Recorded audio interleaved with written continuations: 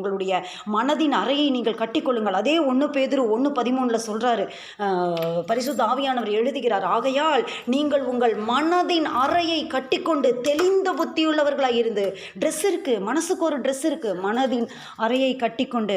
மனதின் அறை, நம்மளுடைய ஆத்மாவுக்கு ஒரு ட்ரெஸ் இருக்குது. அந்த ஆத்மாவுக்கு அந்த ட்ரெஸ் என்ன தெரியுமா?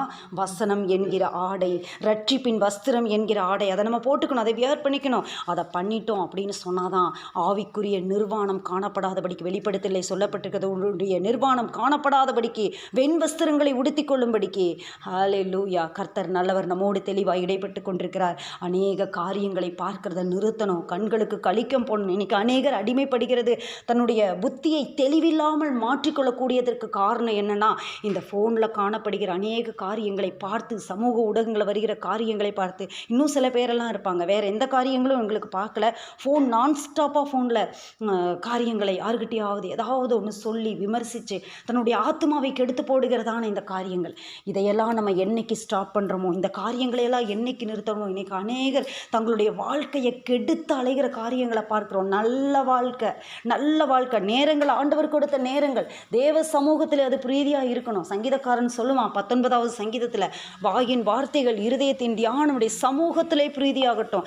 ஆண்டவர் சமூகத்தில் பிரீதியாக இருந்துச்சுன்னு சொன்னால் அது அருமையானது. பிலிப்பியர் 4:19 அந்த காரியங்கள் அப்படியே 4வது அதிகாரம் ஃபுல்லாக நீங்கள் படித்து பாருங்கள். அதில் வரும் உண்மையுள்ளவைகள் எவைகளோ, ஒழுக்கமுள்ளவைகள் எவைகளோ, நற்கீர்த்தியுள்ளவைகள் எவைகளோ, புண்ணியம் எதுவோ, புகழ் எதுவோ, கற்புள்ளவைகள் எவைகளோ, அன்புள்ள, அதையே நீங்கள் சிந்திங்க. இதையெல்லாம் சிந்திச்சுட்டு கொண்டு வந்தால் நம்மளுடைய மனதின் அறை, அந்த மனது ட்ரெஸ் போட்டதாக காணப்படும். அதனால் இயேசு கிறிஸ்து வெளிப்படும் போது உங்களுக்கு அளிக்கப்படும் கிருபையின் மேல் பூர்ண நம்பிக்கை உள்ளவர்களை, அப்போ தான் நம்மளுக்கு நம்பிக்கை வரும். சும்மா நம்ம நம்பிக்கைப்பட முடியாது.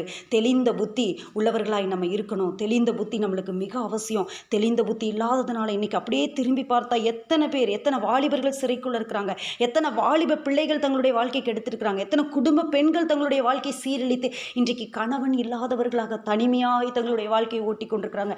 கொஞ்ச நேரம் அவங்க பொறுத்து இருக்கலாம், கொஞ்ச நேரம் அவங்க அமைதியாக இருந்திருக்கலாம். வார்த்தைகள் வரும்போது கொஞ்ச நேரம் உன்னுடைய குடும்பம், உன்னுடைய கணவன், உன்னுடைய மனைவி, இந்த மாதிரி குடும்பத்தை சீரழிக்கிறவர்கள், தவறான காரியங்களுக்கு போகிறவர்கள், இந்த மாதிரி காரியங்கள் இதை யோசித்து பார்த்தோம் அப்படின்னு சொன்னால் வேதனையான காரியங்கள். இதெல்லாம் பிசாசு கொண்டு வந்து போடுகிற காரியங்கள். கொஞ்சம் நம்ம விழித்திருக்கணும். உலகம் வேற மாதிரி சொல்லும். உலகம் பெண்ணடிமை அந்த காரியங்களை சொல்லும். ஆனால் உண்மையான பெண்ணடிமை எது அப்படிங்கிறது எதுன்றது தெரியலை. ஏதோ அநாகரிகமான ட்ரெஸ் போடுறது, இந்த மாதிரி பேசுறது, அவங்க விரும்பினதை செய்யறது, அதற்கு பேர் பெண் உரிமை கிடையாது. பெண்ணுக்கு ஆண்டவர் கொடுத்த உரிமை அநேகம் உண்டு வேதத்திலே. அங்கே நம்ம பார்க்கலாம். 1வது ஆதியாகமம் 3வது அதிகாரத்திலே இங்கே பெண் உரிமை பேசப்படி